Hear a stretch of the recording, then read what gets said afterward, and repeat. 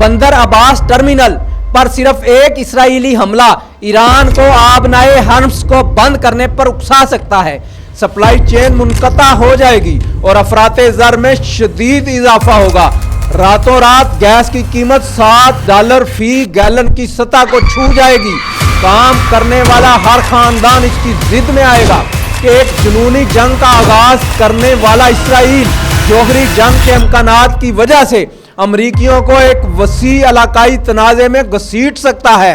अमरीका के मुत्तहिदा अरब अमारात, कतर समेत दीगर खलीजी ममालिक में 40,000 से ज़ायद फौजी तैनात हैं।